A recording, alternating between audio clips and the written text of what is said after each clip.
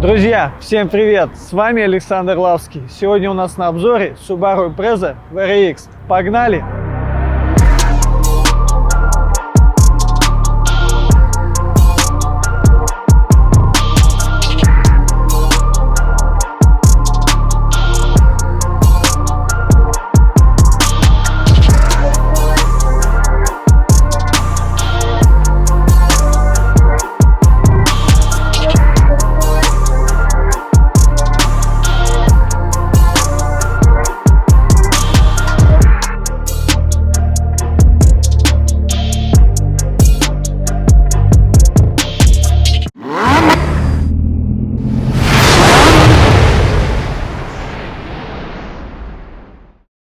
Ну что, друзья, знакомимся, владелец автомобиля. Вася, привет. Привет, Саш. Очень приятно знакомиться с тобой.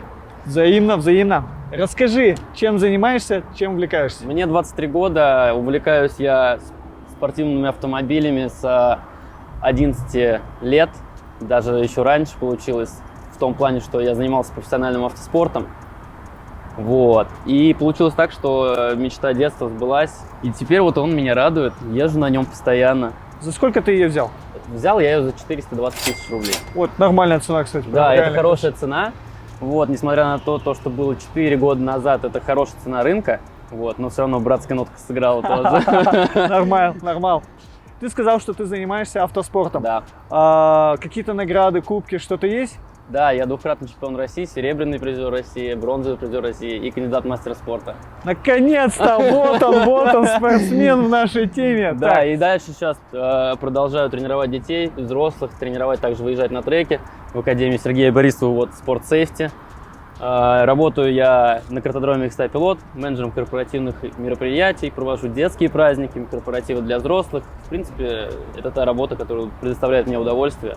Ты кайфуешь от нее? Я очень сильно кайфую. Давать познания даже в тренерском штабе – это нереальные эмоции, когда у тебя те люди, которые пришли с нуля, начинают расти, это не передать ощущения никак. Слушай, ну это круто.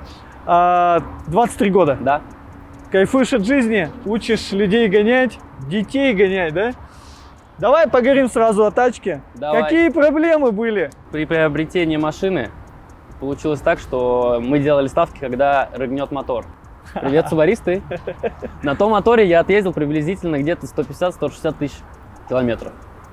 Но это на самом деле очень много для того, что для Subaru. Плюс в тех реалиях, которые она ездила, как ее использовали, она выезжала на МРВ на том конфиге. У меня друг, который я покупал, он ее во все соки пускал. По максимуму ее, да, короче. Да, то есть ее использовали всегда в максимум. И в принципе все. Проблема была, долго не определялась с мотором. Мы делали ставки с друзьями, когда он у меня ляжет, но они все проиграли. Да, он только лег в том году, 2020 года, в октябре у меня. Ну, сколько ты, получается, на нем накатал? Ну, где-то 150 я точно проехал. Нормально. Под сотку, да, проехал. Ну, давай поговорим сразу, что? Тюнинг, стайлинг. Погнали? Давай начнем, наверное, с обвеса, который вот, в принципе, вот, вы можете видеть губу, которую я заказал в том году во время ковида. Получилось так, что, на самом деле, как я пришел к статике, это получилось неопределенно. Во время ковида мне нужна была работа, потому что сидеть дома и ничего не делать, у меня не было просто терпения. В один прекрасный момент я звоню там к другу своему, говорю, у тебя нет работы какой-то? Он говорит, да, есть, поехали. Гайки умеешь крутить? Мы поехали. Все, мы познакомились там с другом, с Сашей. Он до этого ездил на Шкоде. Саша Шкода, да, желток, так можно сказать. Он говорит, прикольный Субарь, что-то там завязалось у нас общение. И в один из моментов он начинает собирать свою машину в сторону Стенса. Ну, я так приглядываюсь, я это все раньше просто презирал, что Стенс, что это, вот. Но потом меня заразили, и случилось то, что, в принципе, я купил себе полный кит обвеса. Это, например, вот эта губа. Ага. Дальше у нас получаются пороги, вот эти вот накладки черные на пороге. Ага. Вот, купил себе багажник целиковый из стекловолокна и купил диффузор. Все это встало мне без покраса в 30-40 тысяч рублей. Ну, нормально. Вот. Да, цена, в принципе, нормально. Заказывал в Казахстане, ребята проверенные оказались. И на самом деле в тех реалиях, в которых я в том году ездил, она плюс-минус была в таком же состоянии именно по дропу, она живучая оказалась, губа. Хотя это стекловолокно, по идее, оно должно рассыпаться. Рассыпаться, да. Да, но нет, на самом деле Живет повезло, нормально, живет, да? да? Есть как бы нюансики, то, что ее пескострует вечно, постоянно, вот это вот. Там Ну, куда-то упрешь. это особенности. Это особенности стереорусистенса. А сколько тебе обошлась покраска? Покраска мне обошлась в 12 500 тысяч рублей. А вешал сам? Да, с Сашей в гараже. Саша, Шкода, Саша молодцов. Шкода, да, он рукастый парень, я приехал к нему, мы снимаем бампер, я пытаюсь, стою, что-то там вкрячиваю, я эту историю помню. Санек говорит, да что ты мучишься, Отойди. отойди. Саня так хоп, и туда его. Я говорю, и все? Смотри, как надо, да? Да, в принципе, так и было. Вот. Что было сделано еще? Еще было сделано, значит, у меня стоит с этого сезона у меня 2 дополнительных ковша в салоне брайдовских. Спортивные ремни стоят, 4-точный сабель. Кстати, с homологацией, которая, в принципе, по-моему, еще не просрочена, и меня могут запустить на ней в кольцо до сих пор. Ого, ничего себе. Да, стоит дополнительный харнес-бар, Ага. растяжка. Она, в принципе, для стайлинга нужна, но иногда ее используют для того, чтобы закрепить ремни красиво и не растягивать их по салону. Сколько по стоимости все тебе это обошлось? Ну, по стоимости один ковш у меня получился в 16, второй мне достался от друга. Спасибо, другу. Да, спасибо, Артем, спасибо, он до сих пор. Харнес мне вышел в 5000 рублей без покраса, но я планирую его сейчас перекрасить в такой вот цвет перед граундом, так меня в этом году одобрили на граундах. О, это хорошо. Да, Фестивали. вот, и я так подумал, что нужно добавить как бы бронзы, потому что у меня стоят Brembo, тормозная система, и что-то хочется в салон совместить вот это золото, бронза, добавить туда бронзы. Сколько там обошлись еще какие-то детали ты называл? Значит, стоит Optitron. Эта приборка устанавливается в STI версии. Но так как у меня VRH, мы поставили ее, пришлось перепиновать и внедрить в эту систему всего электрики. Без работы это получилось только приборная панель в 10 тысяч рублей у нас. Нормально. Обошлась она. Ну и работа, да, 1003, 4, Работа получилась 5000 рублей, да. Чтобы все провода перепаять и подключить его, чтобы она работала четко. А приборку обнулять надо? Нет, Да. нет, ничего не нужно делать. В этом году установили мы тормозную систему Brembo от версии STI. Это 326 тормозной диск плюс 4-поршневой суппорт. Огромнейший, жирнейший, Мясистый. мясистый. Хватает? На самом деле, да. Прям очень сильно, потому что в том году я ездил на обычных тормозных суппортах от версии VRX. И по сравнению с голдами, как их принято называть в Subaru, это небо и земля. То есть Сколько тебе обошлось? с тормозными дисками, с колодками и со всем остальным у меня получилось 60 тысяч рублей. Нормально. Да, И я плюс их- работа? Я их сам поставил, в принципе, с суппорта прикрутил и диски поставил. Это Рукастый всё- парень. Да, не зря провел свое время в автоспорте. Ну да. Вот. Дальше хотел бы добавить по стайлухе, значит, это стоят NK RPF 1 у нас. Ага. С шириной 8,5 J на вылете ET30. Я никогда не любил, когда люди натягивают резину домиком, по одной простой причине, потому что, зная нашу Москву, зная стыки на МКАДе, особенно на Ленинградке от Левобережного до Химок, Там вообще ужас. там отвратительные стыки. Я поставил себе Westlake 225 на 35 профиле и радуюсь жизни на самом деле. Я хотел, чтобы была какая-то минимальная вот здесь вот полочка, такая с переходиком, чтобы, грубо говоря, по крылу вот это вот все шло. Резина мне встала сейчас скажу, 2 года назад мне встала в 30 тысяч рублей-25 тысяч рублей, потому что это потому еще было получше, конечно, у нас в стране. Ну да. Вот, поувереннее В чувствовали принципе, себя. нормально. Да, и поэтому было легче все достать. Сейчас просто данный Westlake даже в России его настолько мало, что нереально найти. Я их храню как зеницу ока, эту резину, потому что она меня устраивает по дождю, как она может ехать. Да, это не самый феерия, это полуслик, но как она держит от плюс 15, это... Короче, космос. тебе хватает. Да, мне хватает. NK RPF мне встали в 70 тысяч рублей. Ну что, друзья, погода у нас не самая лучшая. Дождь то есть, то нет. В общем, вон там капает, то не капает. Мы переместились под мост. Будем, в общем, здесь дальше продолжать, Да, правильно? Вандеграунд underground location. Ну давай рассказывай, что у тебя под капотом. Ну, под капотом там спрятался 16-клоп от «Жигулей». Вот. А на самом деле, сейчас я вам покажу, что под капотом.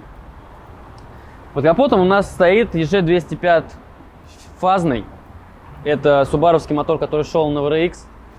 Только чуть-чуть помощнее и доработан в плане каком. На нем стоят фазы. Есть бесфазный мотор, есть фазный. Что это добавляет? Фазы, они помогают ехать с низов и добавлять вверх. Вот, здесь стоит фазный мотор.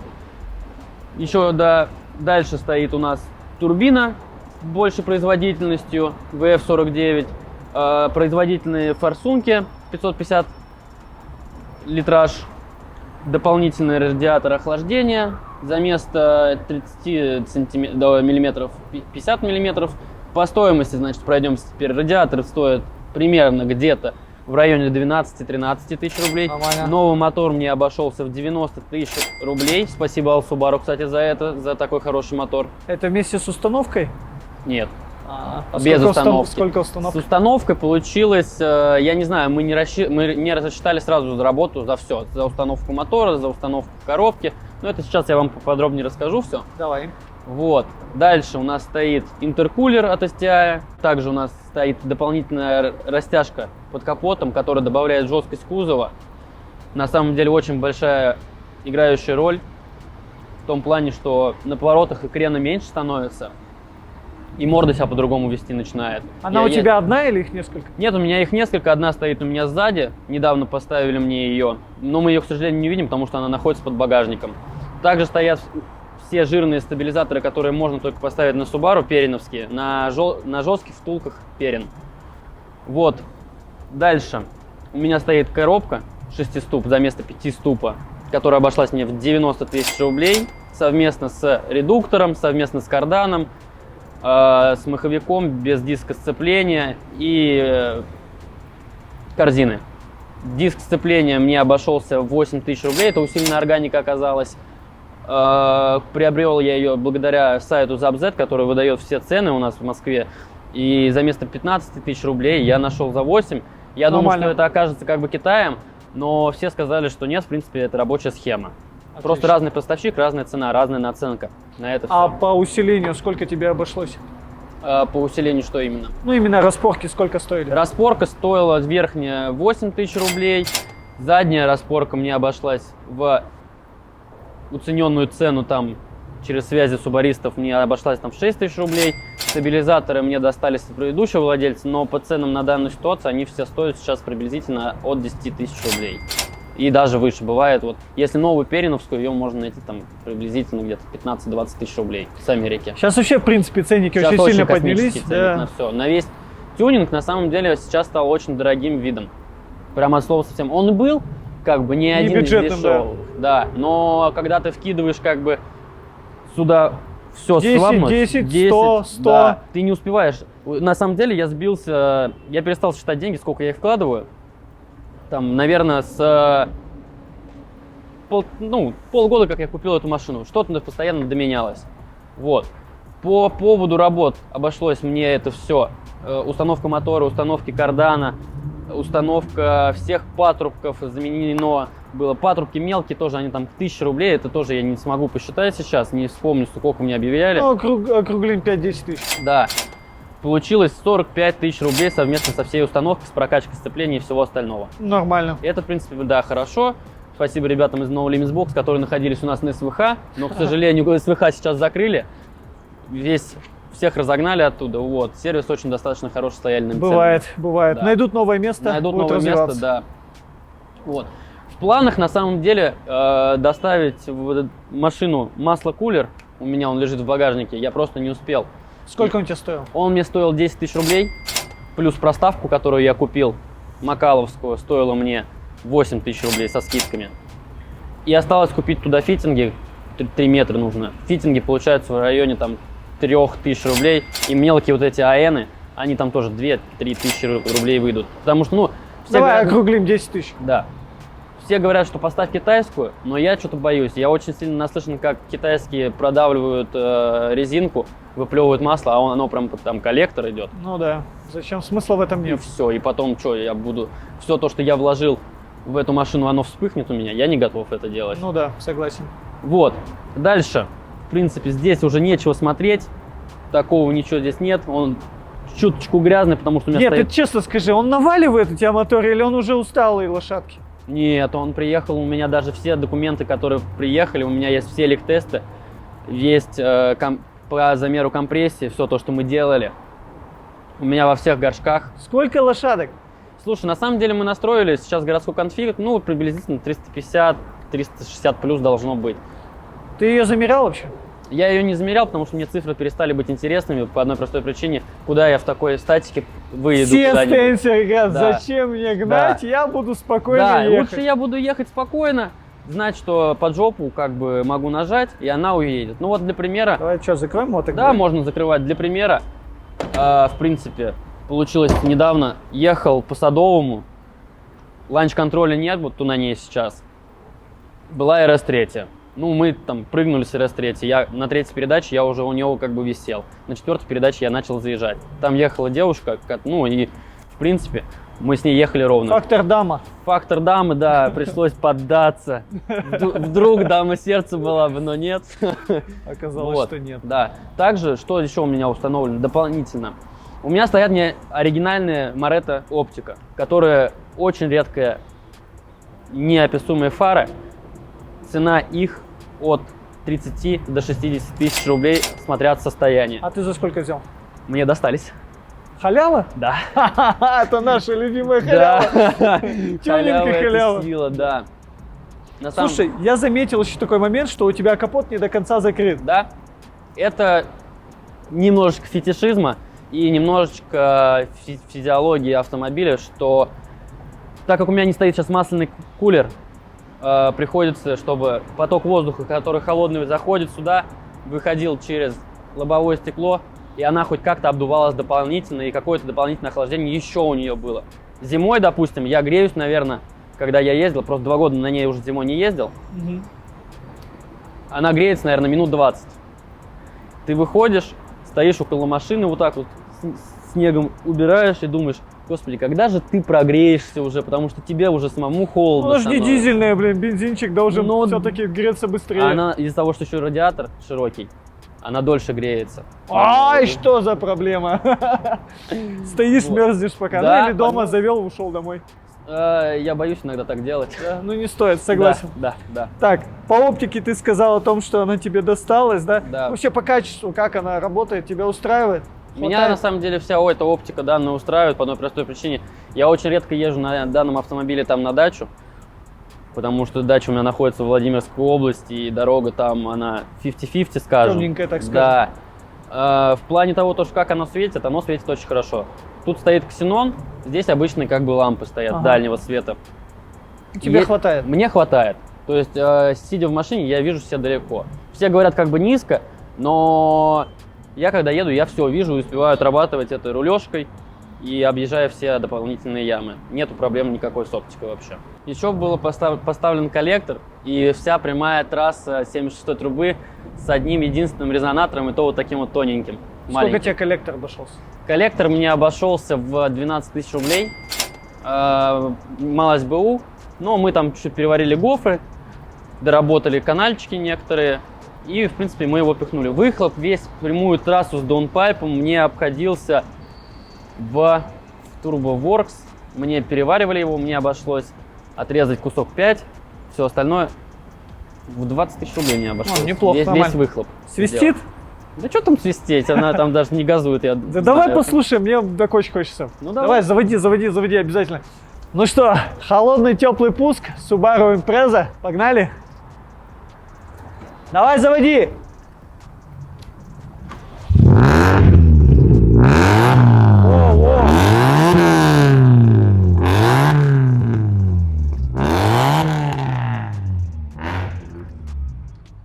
В целом звучит вот так. Круто. Да? Да, мясисто на все, сколько, 350 лошадей? Приблизительно, да. Ну, приблизительно она на них и звучит. Ну все, я ты одобрил. Отлично. Отлично, да, красава.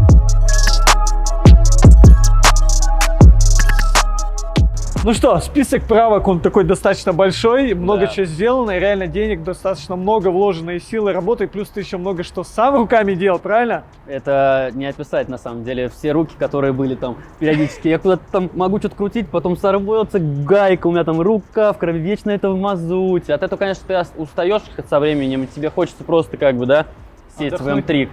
Вы У меня, понимаете? знаешь, сразу остался один главный вопрос. Да. Вот это что за херня? Это Это Панамера, это панорама, правильно? Да, это панорама, лучше стеклянная панорама. Не, она реально помогает воздуху. Ну да, да. Я говорю, я и могу ехать с закрытыми окнами на МКАДе. 100 едешь, туда задувает очень прилично. Ну, короче, Хватает, чтобы нормально. весь салон охладился. Либо вечером едешь с работы. Он у тебя уже при покупке такая была, да? Да, она уже была, он уже был сделан при Ну, покупке. отлично. У тебя. Ну что, спасибо, что снялся у меня в выпуске. Спасибо, что позвал, Саш, очень приятно. Вот здесь мы разместим Инстаграм, чтобы вы могли написать владельцу, задать вопросы. Да, А я- возможно, люди захотят поучиться у тебя поуправлять, погонять. Да, мы всех ждем, готовы обучать. Можем от самых низов возраста до самых больших. Также у нас есть разные программы спортивного направления, подготовки в кольцо, дрифта и не только. Будем рады вас всех видеть. Все, спасибо, мужик, спасибо. Все, спасибо, Сань. Ну что, друзья, вы знаете, что нужно делать, да? Подписываемся на канал, ставим лайки, комментируем вот сюда максимально. Колокольчик нажимаем. До новых встреч. Все, пока.